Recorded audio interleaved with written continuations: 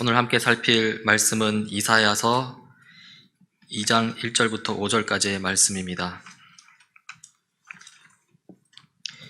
이사야서 2장 1절부터 5절까지의 말씀을 제가 봉독하도록 하겠습니다.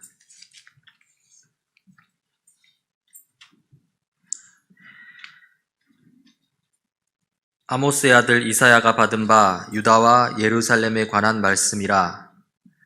말일에 여호와의 전에 산이 모든 산 꼭대기에 굳게 설 것이요 모든 작은 산 위에 뛰어나리니 만방이 그리로 모여들 것이라. 많은 백성이 가며 이르기를 오라 우리가 여호와의 산에 오르며 야곱의 하나님의 전에 이르자. 그가 그의 길을 우리에게 가르치실 것이라. 우리가 그 길로 행하리라 하리니 이는 율법이 시온에서부터 나올 것이요 여호와의 말씀이 예루살렘에서부터 나올 것임이니라.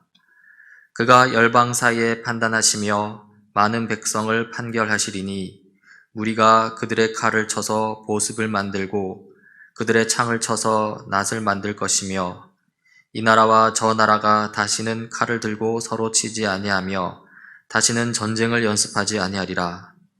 야곱 족속아 오라 우리가 여호와의 빛에 행하자. 아멘.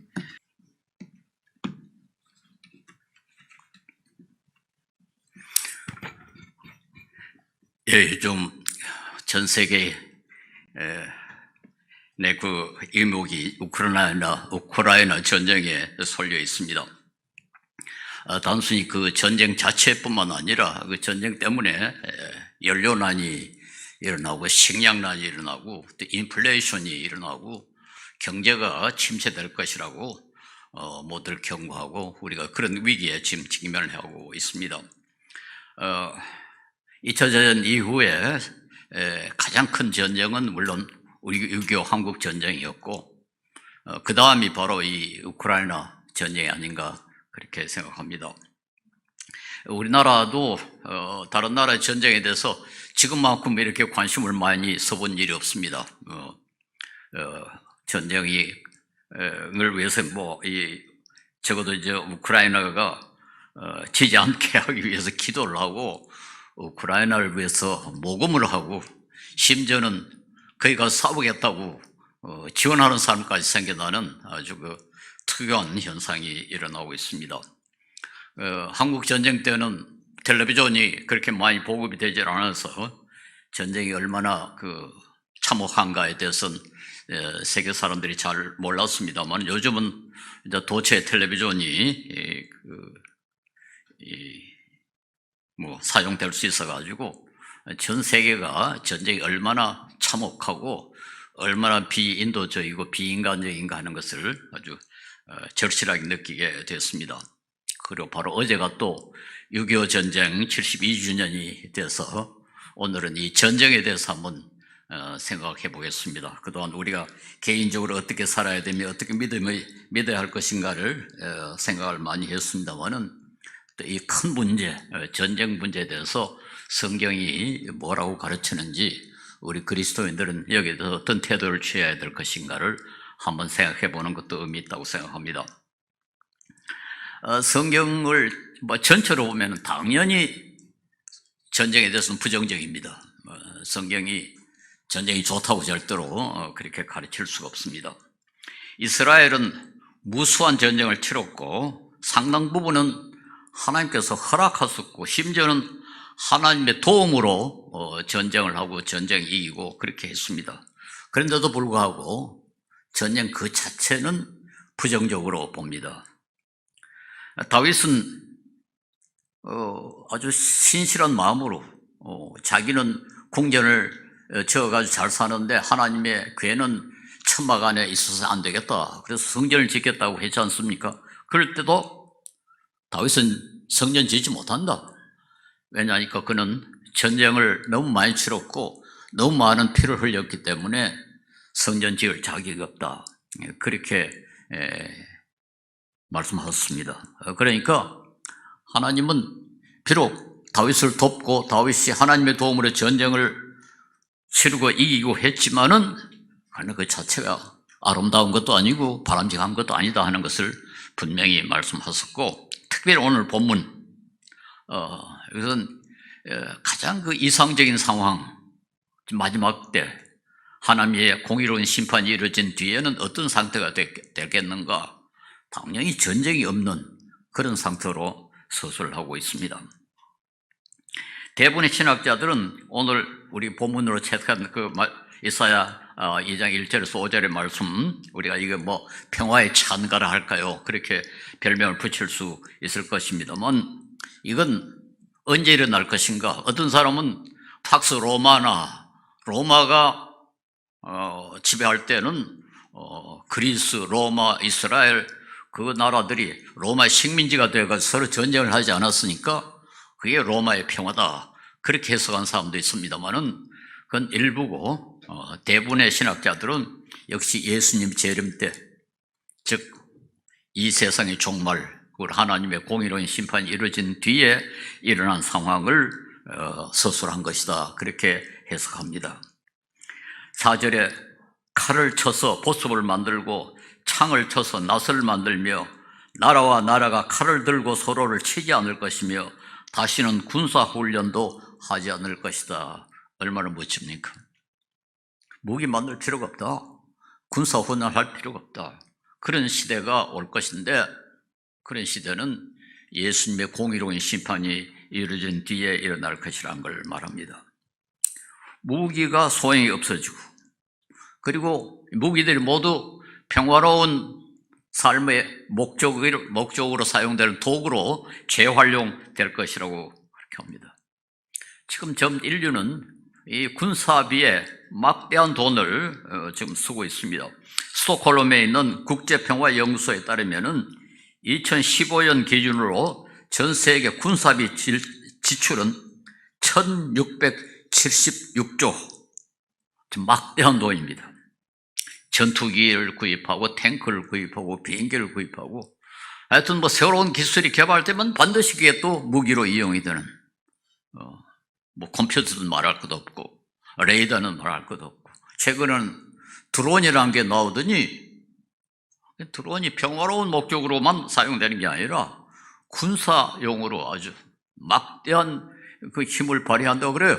이번 그 우크라이나 전쟁 때 우크라이나가 터키가 만든 드론으로 지금 러시아 탱크를 엄청나게 많이 파괴했다고 그럽니다. 특별히 북한 같은 나라 주민들은 지금 굶고 있는데 군사비에 뭐 나라의 돈을 거의 다 탕진하고 있지 않습니까? 얼마나 참 기가 차는 낭비인가. 우리가 참 기가 찹니다. 어쨌든 전 세계, 물론 미국이 가장 많은 돈을 이 무기 제조와 미국 구입에 사용하고 있고, 또 무기를 통해 가지고 미국이 제일 돈을 많이 버는 그런 상황입니다. 그래서 어떤 사람은 세계 전쟁이 끝나지 않는 것은 이 미국 무기상들과 무기 제조 회사들이 직접 간접으로 전쟁을 부추기기 때문에 전쟁이 자꾸 일어난다, 그런 주장까지 하고 있고, 최근에 우크라이나 전쟁에서 과거에 그 동구라파에 속했던 그런 나라들이 우크라이나를 돕는다고 자기들이 가지고 있는 무기들을 다 거기 섣버리기 때문에 하여튼 무기가 없어가지고 새로 구입해야 되는데, 한국 무기가 그렇게 좋답니다. 값도 싸고 성도 좋아서 지금 한국이 대박을 터뜨릴 거라 지금 그렇게 예측을 하고 있고, 이미 폴란드는 한국 무기 구입에 지금 상당히 관심을 쓰고 있다고 그럽니다. 정말 우리가 좋아해야 할지 참 슬퍼해야 할지 모르겠습니다만 세상이 그렇게 돌아가고 있습니다. 그 막대한 돈, 그 돈이 학문을 위해서, 복지를 위해서, 문화발전을 위해서 사용되면 얼마나 좋겠습니까? 이 막대한 돈이 사람 죽이는데, 사람 다치게 하는데, 재물을 부수는데 가장 사용되고 있으니까 얼마나 기가 차겠습니까? 우크라이나에도 이번 전쟁에 지금까지 약 13,000명이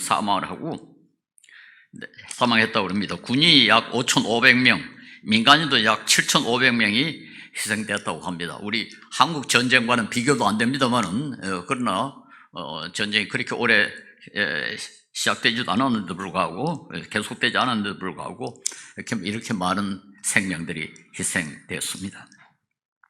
우리가 한번 생각해 보십시다. 길 가는 사람을 갖다가 칼로 찌르고, 나무집에 가서 불을 지르고, 그럼 우리가 어떻게 하겠습니까? 그럼 나쁜 놈들이라고 그렇게 하지 않겠습니까? 그래서 경찰이 체포하고 감옥에 넣고 벌을 주지 않습니까? 그런데 전쟁이 일어나면 합법적으로 사람 많이 죽여라, 많이 파괴해라, 그리고 사람 더 많이 죽이고 사람 더 많이 다치게 하고 더 많은 재물 파괴한 사람에게 훈장을 주고 칭찬을 하고 찬양을 하고, 이 전쟁이라는 것이 얼마나 괴상한, 얼마나 참 기가 차는 그런 괴물인가 하는 것을 알 수가 있습니다. 그런데도 불구하고 인류는 아득한 옛날부터 전쟁을 엄청나게 많이 했고, 어떤 점에서 전쟁 없는 시대가 거의 없었습니다. 위대한 문학 작품이라고 할 수 있는 호모의 오디세이, 일리어드, 전쟁 이야기입니다. 제가 요즘 일리어드를 다시 읽고 있는데 계속 전쟁 이야기입니다. 삼국지, 전쟁 이야기입니다. 우리나라도 임진왜란, 병자호란, 6.25 전쟁 계속해서 일어났고, 저는 6.25 전쟁을 직접 경험을 했기 때문에 비록 어렸지만은 전쟁이 얼마나 비참한가 하는 것을 어느 정도 체험할 수 있었습니다. 저는 폭탄이 이렇게 떨어지는 걸 보고 뛰어, 그 폭탄이, 비행기가 이렇게 가면서 폭탄을 터뜨리면 한참 동안 폭탄이 비행기를 따라갑니다. 그래서 이제 그때는 정반대쪽으로 달려야 한다 해서 이렇게 폭탄을 보면서 뛰어갔고, 그 폭탄이 우리 집에 떨어져서 우리 집 안채가 불타버렸습니다. 그리고는 다시는 그 집을 건축하지, 재건하지 못하고 사랑채에서 살다가 결국은 집을 팔고 말았습니다. 제 소꿉친구 가운데 한 놈은 지금 생각해 보니까 네이팜 폭탄이었는 것 같아요. 네이팜 폭탄이라는 건 법적으로 금지가 되어 있습니다. 어느 나라도 너무 잔인한 폭탄이기 때문에 사용이 금지되었는데도 불구하고, 이야기를 들어보니까 미군이 그때 한국에도 네이팜을 사용한 것 같아요. 우리 마을 사람들의 이야기를 들으니까 저 친구가 폭탄을 맞았는데 마치 중류처럼 하늘에서 물처럼 이렇게 떨어집니다. 그럼 그걸 뒤집어 쓰면 여기 불이 붙는데요. 물속에 들어가면 불이 꺼집니다. 근데 다시 나오면 또 붙어요. 저희 친구가 그렇게 죽었다는 겁니다. 이 불이 활활 타는데 물속에 뛰어 들어갔는데 들어가니까 불이 꺼지더래요. 근데 다시 나오니까 또 붙어. 전쟁에는요, 논리도 없고 정의도 없고 무슨 협약도 없고 있는 수단은 다 사용합니다. 지금 러시아도 마찬가지입니다. 러시아가 금지된 그런 무기를 사용한다고 지금 언론에 많이 나오는데, 전쟁에는 그런 거 전혀 관심을 쓰지 않습니다. 무조건 이기고 죽이고 파괴하고, 그게 전쟁입니다. 성경은 원칙적으로 전쟁을 부정적으로 취급을 합니다만은, 그런데도 불구하고 성경은 또 여호와 증인처럼 어떤 경우에도 전쟁 안 된다 하는 평화주의, 이걸 평화주의라는 건 독특한 표현입니다. 파시피즘이라는 말은 어떤 경우에도 전쟁은 안 되고 어떤 경우에도 무기는 손에 잡으면 안 된다 하는 것을 우리가 평화주의라고 그러는데, 지금 여호와 증인이 가장 대표적인 그런 이 모습이라고 할 수 있겠죠. 그래서 집중 거부를 하고 있지 않습니까? 그런데 구약 성경에는 이스라엘이 치른 전쟁에 대해서 무수히 기록이 되어 있고, 또 하나님이 어떤 전쟁은 허락을 하셨고, 심지어는 사무엘상 17장 47절이나 역대하 20장 15절을 보면 전쟁은 하나님께 속한 것이다, 그런 말이 있습니다. 전쟁은 하나님이 하시는 거다. 전쟁에서 이기고 지는 것은 하나님이 결정하시다, 그런 말까지 성경에 기록이 되어 있습니다. 그런데도 불구하고 전쟁이 부정적이기 때문에 초대교회 교인들은 평화주의자였더랬다. 그렇게 역사학자들이 기록하고 있습니다. 즉 초대교회 교인들은 한사코 전쟁에 들어가질 않았다. 그러나 저 기독교가 로마의 국교로 인정을 된 뒤부터 이제 문제가 달라졌습니다. 로마가 기독교 국가인데 로마가 전쟁을 할 때 기독교인은 전쟁에 참여할 수 있느냐, 이런 문제가 심각하게 대두될 수밖에 없었습니다. 그래서 그때 처음으로 소위 의로운 전쟁 이론이라는 것이 나왔습니다. 우리 기독교 역사상 가장 위대한 신학자라고 할 수 있는 어거스틴이 처음으로 기독교계에서는 이 문제를 제기를 했습니다. 그리스도인들이 모든 전쟁을 다 거부할 수 있느냐? 만약에 아주 악한 왜군이 아무 이유 없이 마치 러시아가 우크라이나 침략하듯이 그렇게 침략해가지고 사람을 죽이고 부녀자를 죽이고 집을 파괴하고 그렇게 하면은 그리스도인들은 뒷짐지고 있어야 되느냐? 그건 안 된다. 다른 사람 보호해야 되느냐? 악한 사람이 죄 없는 사람을 막 죽이려 할 때 가만히 앉아서 구경하고 심지어는 도망치면 되느냐? 이런 문제가 생기죠. 그래서 그때 나온 이론이 뭔가 하니까 의로운 전쟁에는 참여할 수 있다. 의로운 전쟁이라는 게 뭐겠습니까? 악한 나라가 아무 이유 없이 약한 사람들을 침공하고 죽이고 할 때는 전쟁에 참여해야 된다. 그래서 의로운 전쟁에는 참여할 수 있다. 그런 이론이 생겨났습니다. 그 외에 한번 몇 가지 조건이 있습니다. 전쟁을 했을 때의 결과가 전쟁을 하지 않았을 때의 결과보다 나을 때는 전쟁에 참여해야 된다. 다른 말해서 전쟁이 일어났는데 내가 가담하지 않는 것이 결과적으로 가담하는 것보다 더 나쁠 때, 그때는 참여해야 된다. 몇 가지 조건이 있습니다. 그 우리나라도 마찬가지 아닙니까? 만약에 북한이 우리나라를 침공했을 때 나는 예수 믿기 때문에 전쟁에 참여하지 않는다. 그 말은 다른 사람 가서 전쟁에 나가서 많이 죽어라. 응? 나는 안 죽겠다. 그런 뜻이 된단 말이에요. 다른 사람 분자들 죽이고 약한 사람 죽이고 다 죽여라. 근데 나는 예수 믿기 때문에 전쟁할 수 없다. 그 말은 다른 사람 많이 죽어도 괜찮다. 나만 살면 된다. 이런 이기주의가 될 수 있습니다. 그래서 우리 여호와 증인의 문제도 그렇습니다. 나는 예수 믿기 때문에, 나는 기독교인이기 때문에 총을 잡을 수 없다. 그 말은 내 대신 다른 사람 가서 많이 죽어라. 다른 사람 전쟁의 피해자가 돼도 그건 내하고는 아무 관계 없다. 이런 이기주의적인 사람으로 취급될 수 있고, 그건 사실상 상당히 비윤리적입니다. 그렇지 않습니까? 이 의로운 전쟁 이론에 아주 특이한 것이 있는데요. 의로운 전쟁 이론을 최초로 제기한 사람은 기독교인이 아니라 치체로라는 로마의 철학자입니다. 그는 주전 1세기 철학자였는데 그가 처음으로 이 의로운 전쟁, 우리가 참여할 수 있는 전쟁 이론을 제시했는데, 그의 주장이 한 가지가 아주 재밌는 게 있는데요. 자기 나라가 관계된 전쟁에는 무조건 참여해야 된다. 우리도 지금 되게 그렇게 생각하지 않습니까?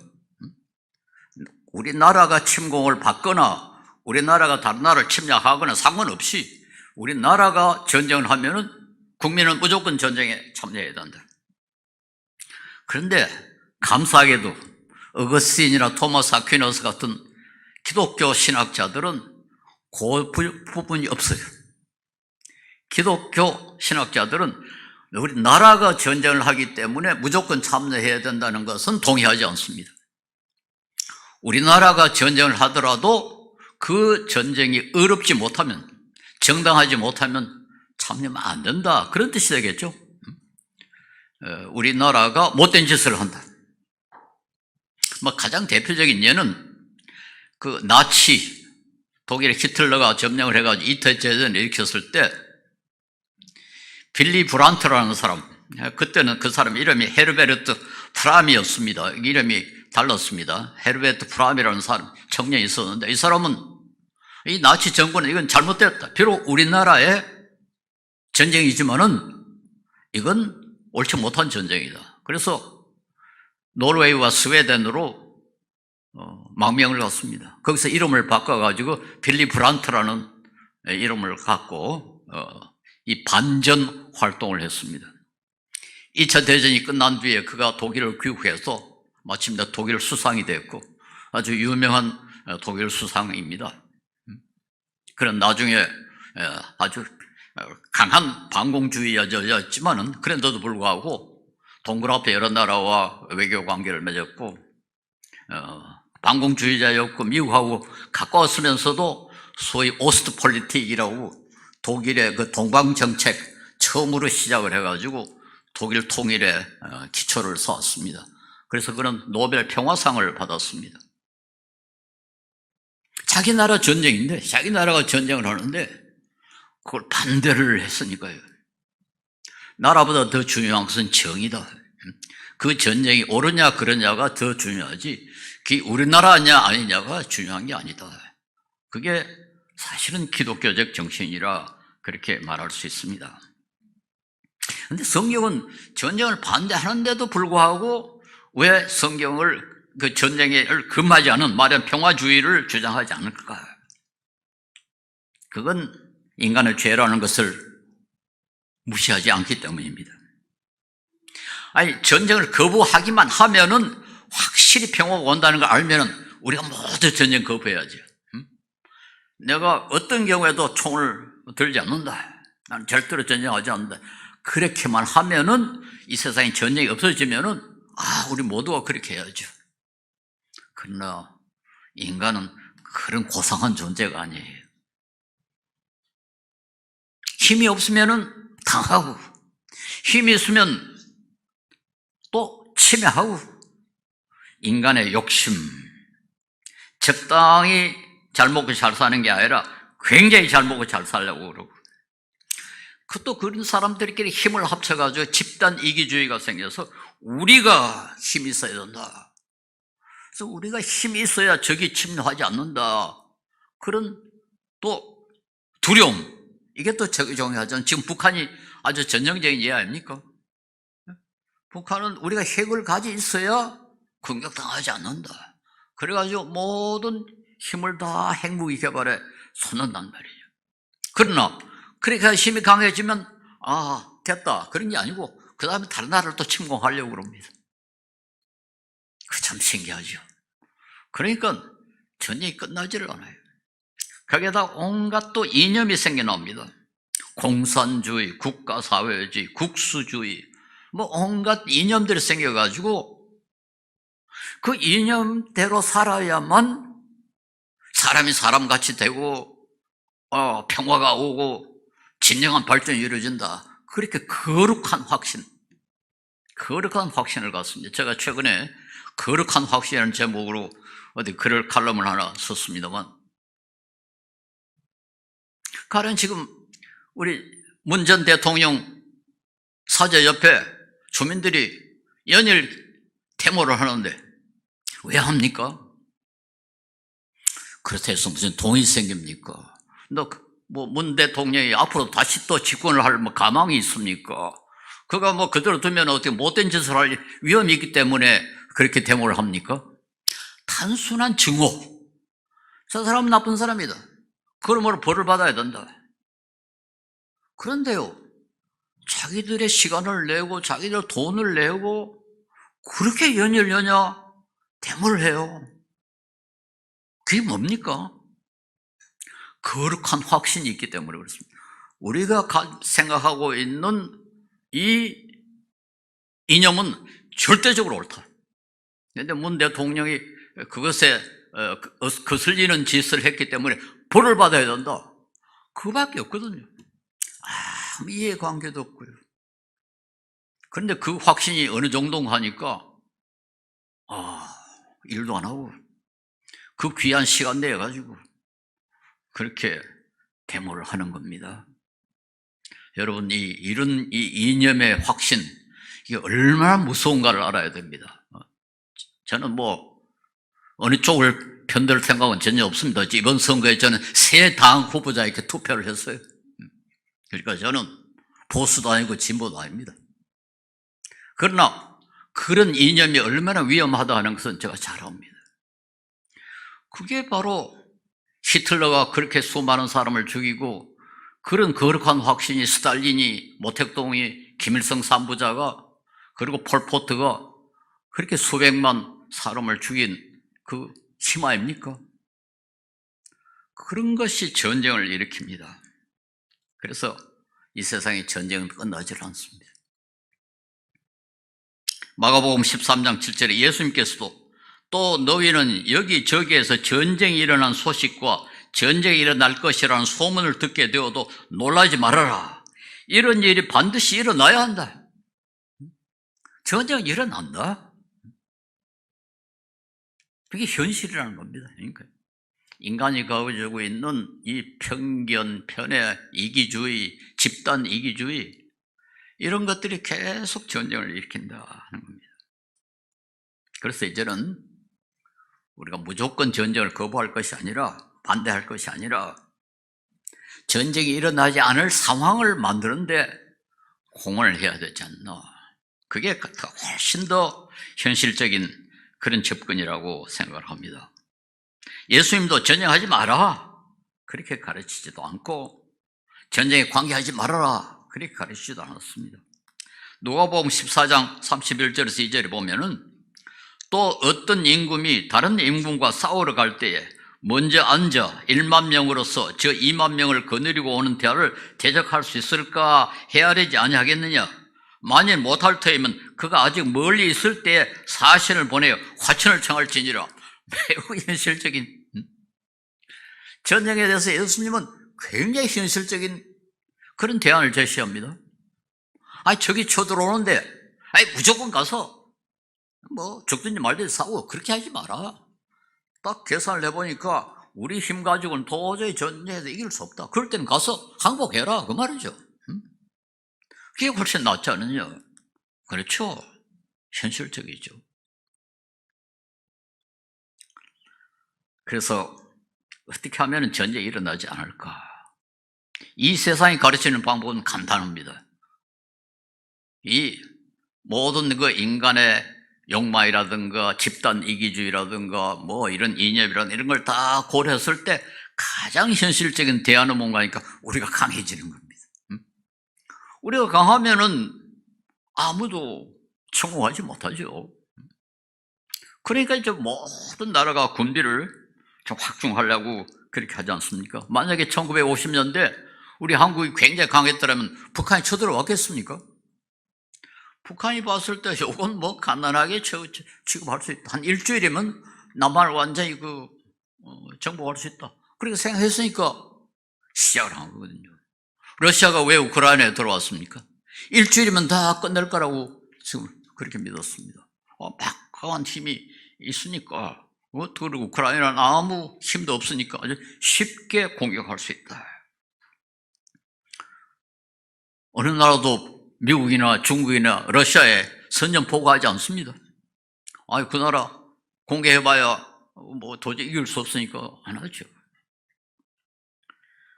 북한이 핵무기를 저렇게 열심히 개발하는 이유도 핵무기가 있으면 절대로 다른 나라가 쳐들어올 수 없다. 저는 북한이 공격용으로 핵무기를 개발한다고 생각하지는 않습니다. 북한은 핵무기 있어야 자기들이 생존할 수 있다고 믿기 때문에 저렇게 한사 기어코 지금 핵무기를 가지고 있으려고 합니다. 그런데 아까도 말씀드렸습니다만 강해지면 그 다음에는 또 다른 나라를 공격하고 싶은 유혹을 느낀단 말이에요. 단순히 우리가 공격당하지 않기 위해서 무력을 확충하면은 그건 이해가 될 수 있는데 조금 강해지면 그 다음부터는 또 다른 나라 한번 건드려 볼까. 지금 러시아가 우크라이나에 대해서 그렇게 하지 않습니까? 예, 이 세상에서는 아주 강하면서도 약한 나라를 가만히 두는 그런 나라는, 그런 도덕적 나라는 없었습니다. 미국도 공격받을 이유가 가능성이 전혀 없지만은 전 세계에 지금 얼마나 많은 나라에 군대를 보내고 얼마나 많은 미군이 죽었습니까? 왜 그렇습니까? 힘이 있으니까 그렇게 되는 거죠. 러시아도 마찬가지입니다. 미국의 정치 철학자 레이라는 분이 아주 유명한 이론을 내세웠는데 뭔가 하니까 민주주의 국가끼리는 전쟁을 하지 않는다. 아주 그런 주장을 해가지고 유명하게 됐습니다. 사실 2차 대전 이후에 보면은 성숙한 민주주의 국가끼리는 전쟁이 한 번도 일어나지 않은 게 사실이에요. 소위 서방 국가를 할까요? 국가 가운데 일어난 전쟁 가운데 유일한 것이 소위 포크 아일랜드라고 1982년에 영국과 아르헨티나가 전쟁을 했습니다. 그러나 그때 보니까 아르헨티나는 군사 독재, 군사 정권이 다스리고 있었던 그런 때였어요. 사실은 성숙한 민주주의 국가끼리는 이제까지는 전쟁이 일어나지 않은 것이 사실입니다. 그런데도 불구하고 그게 정말 어느 정도 믿을 수 있는가? 저는 미국의 트럼프 같은 사람이나 프랑스의 르펜 같은 사람이 대통령이 되면은 전쟁이 일어날 수 있지 않겠는가? 그런 걱정도 좀 생깁니다. 그런데도 불구하고 성숙한 민주주의는 전쟁을 방지하는데 상당히 도움이 된다. 그건 어느 정도 우리가 주장할 수 있지 않겠는가, 좀 믿어볼 수 있지 않겠는가, 그렇게 생각합니다. 근데 성경의 대안은 그렇습니다. 이사야는 전쟁이 없어지는 날에는 모든 민족이 율법 혹은 하나님 말씀이 나오는 성경이 있는 산으로 몰려오면서 이렇게 말한다고 2장 4절에 3절에 주님께서 우리에게 주님의 길을 가르치실 것이니 주님께서 가르치시는 길을 따르자.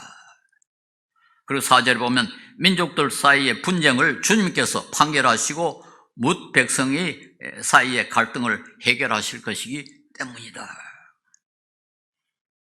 모든 민족이 하나님의 말씀을 순종하고 하나님을 따르고 그리고 하나님이 주권자가 되어가지고 나라와 나라 사이의 모든 분쟁을 해결하는 그런 때가 와야 진정한 화평이 이루어진다.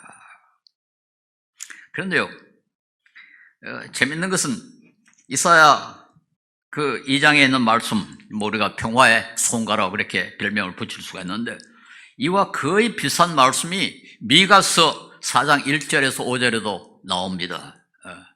그래서 좀 성경학자들 사이에는 서로 베꼈지 않겠는가 그렇게 좀 해석을 합니다만 동시대 사람이었대요. 미가하고 이사야는 동시대 사람이었던데 여러 가지를 고려해 보니까 아마 이사야가 미가의 것을 베꼈을 것이다. 그렇게 좀 추측을 하고 있습니다. 그런데 이 미가서와 이사야의 이 구절 둘 다 이 평화의 찬송가를 불렀는데 그 찬송가 직전에 나오는 구절에 보면은 유다와 예루살렘이 극도로 부패해서 사회가 엄청나게 문란해진 것을 서술을 하고 있습니다. 이상하게도 이사야서에도 그렇게 나오고 미가서에도 그렇게 나옵니다. 이사야서 한번 봅시다. 이사야 우리 좀 2장 1절에서 5절에 그 찬송가가 나오는데 평화의 찬송이 나오는데 그 전 1장 21절에서 25절에 그 신실하던 성읍이 어찌하여 창녀가 되었습니까? 그 안에 정의가 충만하고 공의가 가득하더니 이제는 살인자들이 판을 칩니다. 네가 만든 은은 불순물의 찌꺼기일 뿐이고 소위 은이라고 하는데 보니까 그 속에 온갖 잡것이 다 섞여 있더라. 불순물의 찌꺼기일 뿐이고 네가 만든 가장 좋은 포도주에는 물이 섞여 있구나. 포도주를 판다는데 거기다 물을 섞어서 팔았다는 거죠. 너의 지도자들은 주님께 반역하는 자들이요 도둑의 짝이다. 모두들 뇌물이나 좋아하고 보수나 계산하면서 쫓아다니고 고아의 송사를 변화해 주지 않고 과부의 하소연쯤은 귓전으로 흘리는구나. 약자들을 완전히 무시한다. 고아들이 억울하고 호소를 해도 전혀 도와주질 않고 과부가 하소연해도 귓전으로 흘려보내는구나. 그러므로 곧 만군의 주 이스라엘을 전능하신 분께서 말씀하시는데 내가 나의 대적들에게 나의 분노를 쏟겠다. 대적이라고. 이스라엘, 유다, 예루살렘 이건 나의 대적이다. 이 대적들에게 하나님께서 분노를 쏟겠다. 내가 나의 원수들에게 보복하여 한을 풀겠다. 이제 다시 내가 너를 때려서라도 잿물로 찌꺼기를 깨끗이 씻어내듯 너를 씻고 너에게 모든 불순물을 없애겠다. 무섭게 말합니다. 성경 전체에서 이렇게 무섭게 참 독한 말로 꾸짖는 말은 없습니다. 그런데요, 미가도 거의 비슷합니다. 미가의 그 평화의 창가가 4장에 나오는데, 3장에 나오는데, 바로 그 앞 4장에, 4장에 나오는데, 바로 그 앞 3장에 1절에서 5절에 이렇게 되어 있습니다. 그때 내가 말하였다. 야곱의 우두머리들아, 이스라엘 집의 지도자들아, 내가 하는 말을 들으라. 정의에 관심을 가져야 할 너희가 선한 것을 미워하고 악한 것을 사랑한다. 너희들은 마땅히 정의에 관심을 가져야 되는데 선한 것을 미워하고 악한 것을 사랑한다. 그 다음에 아주 무서운 말입니다. 너희는 내 백성을 산채로 그 가죽을 벗기고 뼈에서 살을 뜯어낸다. 너희는 내 백성을 잡아먹는다. 가죽을 벗기고 뼈를 산산조각 부수고 고기를 삶듯이 내 백성을 가마솥에 넣고 삶는다. 살려달라고 주님께 부르짖을 날이 그들에게 온다. 그러나 주님께서 그들의 호소를 들은 채도 하지 않으실 것이다. 그들이 그렇듯 악을 저질렀으니 주님께서 그들의 기도를 들어주지 않으실 것이다. 예언자라는 자들이 나의 백성을 속이고 있다. 입에 먹을 것을 물려주면 평화를 외치고 먹을 것을 주지 않으면 전쟁이 다가온다고 협박한다. 좀 무섭죠? 아주 무섭습니다. 이 선지자의 질타와 선지자의 비판이 참 놀라울 정도로 혹독하고 무섭습니다. 그때 유다와 이스라엘이 얼마나 부패했기에 이렇게까지 말했습니다. 내 백성을 산채로 그 가죽을 벗기고 뼈에서 살을 뜯어낸다. 내 백성을 잡아먹는다. 가죽을 벗기고 뼈를 산산조각 부수고 고기를 삶듯이 내 백성을 가마솥에 놓고 삶는다. 정의가 완전히 파괴됐다. 그런 뜻입니다. 고아와 과부는 돌아보지 않고 그들 기회만 있는 대로 이용을 해먹는다. 예, 그렇습니다. 전쟁은 근본적으로 정의가 파괴됐기 때문에 일어나는 겁니다. 그래서 전쟁은 두 가지로 이 정의를 파괴한다고 볼 수 있는데, 하나는 전쟁 시작 그 자체가 정의에 어긋나고, 그 다음에 전쟁 과정에 그 정의가 또 파괴됩니다. 그래서 의로운 전쟁 이론가들은 둘로 나누어가지고, 하나는 개전의 정의, 전쟁을 시작해야 말아야 하느냐, 그것에서 정의로운 전쟁에만 참여해야 된다. 둘째로 전쟁을 수행하는 과정에서도 그 과정이 정의로워야 된다. 그래서 이게 소위 전투의 정의랄까요. 나저는 아주 좋은 표현이 있습니다. 유스란 말은 사실은 정의란 뜻입니다. 정의 아드벨룸이라는 전쟁을 임할 때의 정의, 유스 인벨로라는 건 전쟁 중에서의 정의. 두 가지 정의로 나누고 전쟁을 시작할 때도 그리고 전쟁 수행도 정의로워야 된다. 예, 전쟁 왜 일어나느냐? 정의가 파괴되기 때문에 일어나고, 전쟁 그 자체가 정의를 파괴합니다. 그래서 전쟁과 정의가 아주 참 상극이 되어 있는 거죠. 예, 이 세상에서 항상 정의가 파괴되고 무시되고 있습니다만은 전쟁만큼 정의를 파괴하고 정의가 끝나는 경우는 참 없습니다. 전쟁처럼 사람을 억울하게 하고 약한 사람이 파괴되고 무시당하는 것은 없습니다. 단순히 약한 나라의 국민이라는 이유로 죽임을 당하고 재산이 파괴되고, 사실 그걸 당하면 얼마나 기가 차고 억울하겠습니까? 그래서 아주 추상적인 이야기입니다만은 정의가 확립이 돼야 전쟁이 일어나지 않는다. 그리고 정의가 존중되지 않으면 평화는 평화라고 할 수 없다. 평화에는 정의가 기본적인 요소로 작용해야 된다. 그렇게 말할 수 있고, 아까 민주주의 나라끼리는 전쟁이 일어나지 않는다는 이유도 그와 관계있다고 생각합니다. 모든 정치 제도 가운데 그래도, 물론 완벽하지는 않지만 그래도 민주주의 사회가 가장 정의롭습니다. 칼빈이 민주주의를 주장한 것도 권력이 한두 사람에게 집중되면 반드시 정의가 파괴된다. 반드시 부패한다. 그런 부패를 막기 위해서라도 이 민주주의가 필요하다고 강조를 했는데요. 그 말은 민주주의라야 정의를 확립할 수 있다. 그렇게 되겠죠. 그래서 나라 안에 서로의 정의를, 권리를 존중하면은 그래도 다른 나라의 권리도 좀 존중할 수 있지 않겠느냐. 그런 점에서 민주주의가 건강하면은 전쟁이 일어날 가능성이 없다. 그렇게 말할 수 있고, 그런 면에서는 우리가 민주주의를 옹호하는 것, 건강한 민주주의가 이룩되도록 노력하는 것은 전쟁을 막는 데도 굉장히 효과가 있다. 이렇게 말할 수 있습니다. 그리고 정의가 확립된 사회는 강합니다. 북한이 저렇게 핵무기를 갖고 있어도 저긴 아무 힘도 없습니다. 저기 이 전쟁이 일어나면은 처음에는 싸우겠다고 나오겠지만은 왜 싸워? 그러지 않겠습니까? 지금 러시아가 그러지 않습니까? 한 일주일이면 우크라이나 다 완전히 점령할 거라고 생각했는데 지금 벌써 몇 달이 됐는데도 고전을 하고 있고 지금 한쪽으로 또 밀리고 있지 않습니까? 부패했기 때문에. 얼마 전에 이코노미스트라는 잡지에 그 큰 제목이 How Rotten Russian Army is.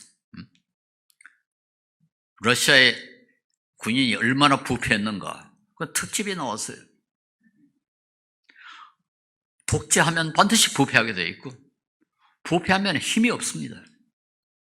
그래서 우리가 전쟁을 방지하는 데 민주주의가 중요하다는 것은 민주주의가 제대로 작동해가지고 그래도 정의가 확립이 되면은 모든 주민들이 이런 나라는 우리 지킬 자기 가치가 있다. 그래서 모든 사람이 동의할 것이고 모든 사람이 다 전쟁에 참여해서 열심히 싸우면은 강한 적이라도 물리칠 수 있겠죠. 그런 점에서 민주주의는 우리가 잘 지킬 그런 가치가 있다고 생각합니다. 우리 그리스도인들은 마땅히 전쟁이 일어나지 않도록 평화가 지배하기를 바라야 되고 기도해야 될 것입니다. 그런 상황을 만들려면 우리가 집중을 거부하고 전쟁 그 자체를 거부할 게 아니라 우리 사회를, 우리 세계를 조금이라도 더 정의롭게 만드는데 우리 그리스도인이 공헌해야 되지 않겠는가 그렇게 생각합니다. 그래서 우리 나라부터 정의롭게, 우리 교회부터 정의롭게, 심지어 우리 가정부터 정의롭게, 우리 이웃끼리도 정의롭게 그렇게 유지해야 결국은 우리 가정도 강해지고 교회도 강해지고 우리 나라도 강해지지 않겠습니까? 저는 우리 교회 모토가 온 교우가 한 가정이 되는 그런 교회가 됐으면 했는데 이런 가정이 엉망이면은 우리 교회가 엉망이 되자는 거 아니겠습니까? 우리가 우리 교회가 한 가족이 된다는 말은 가정에는 적어도 정의가 확립된다는 걸 전제로 해야 어떻지 않겠습니까? 요즘 억울하게 하는 부모들이 얼마나 많고 이 반항하는 자녀들이 얼마나 많습니까? 그런 가정처럼 우리 교회가 돼서는 안 되겠죠. 그래서 우리 가정도 정의롭게, 우리 교회도 정의롭게, 우리 서로 간에도 정의롭게. 그래서 좋은 게 좋은 게 아니고 뭐 평화가 그저 무조건 사랑하고 그렇게 하는 게 아니라 관계가 정상적이고 억울하게 서로가 서로를 억울하지 않게 그렇게 만드는 관계, 그게 평화의 기본이고, 거기서부터 시작해서 우리나라가 정의롭고 정의로운 나라를 기초로 생각해서 모든 나라들이 관계가 정의롭게 되도록 우리가 비록 참 영원한 꿈이지만은 그걸 기대해야 되고, 우리 주님께서 마지막 심판으로 하늘나라에 이룩하실 때는 이 여러 가지 특징이 있겠지만 그 중에 하나가 철저히 정의로운 그런 평화가 이룩될 것입니다. 그래서 시편 85편 10절에 사랑과 진실이 만나고 정의는 평화와 서로 입맞춘다. 정의는 평화와 서로 입맞춘다. 야고보서 1장 3장 18절에도 정의의 열매는 평화를 이루는 사람들이 평화를 위하여 그 씨를 뿌려서 거둬들이는 열매입니다. 정의는 정의가 이루어지는 이제 가져오는 열매는 뭐냐? 평화. 정의와 평화는 서로 같이 간다. 이렇게 말할 수 있습니다. 그래서 우리 그리스도인들은 정의의 씨앗을 뿌리는 그런 사람들이 되어야 되고, 우리 가까운 사람들끼리도 서로 공평하게 정의로운 관계를 이룩하는 그런 평화의 씨앗이 될 수 있기를 바랍니다. 기도하겠습니다.